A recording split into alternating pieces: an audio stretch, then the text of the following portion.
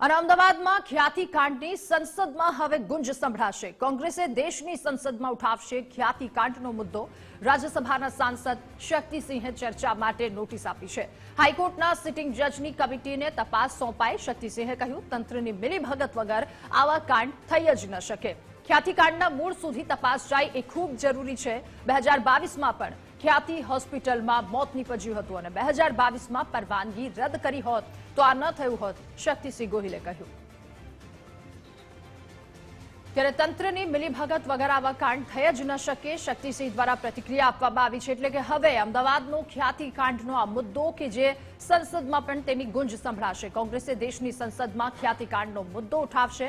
રાજ્યસભાના સાંસદ શક્તિસિંહે ચર્ચા માટે નોટિસ આપી છે। હાઈકોર્ટના સિટિંગ જજની કમિટીને તપાસ સોંપાઈ। શક્તિસિંહે કહ્યું, તો ખબર પડશે એના મૂળ ભાજપ સાથે છે। પેપર ફોડનારાના મૂળ ભાજપમાં નીકળે।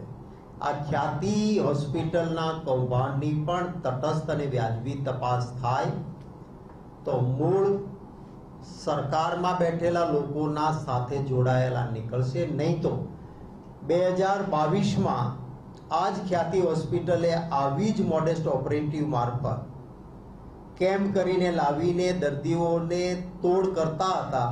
એમાં એક દર્દીનું મૃત્યુ થયું। એ જ દિવસે એને પ્રધાનમંત્રી જન આરોગ્ય યોજનામાંથી વંચિત કરવા જોઈએ, પછી પાછા કેમ આવી શકે? એ કર્યું હોત તો આ 2024માં લોકોના મૃત્યુ ન થયા હોત।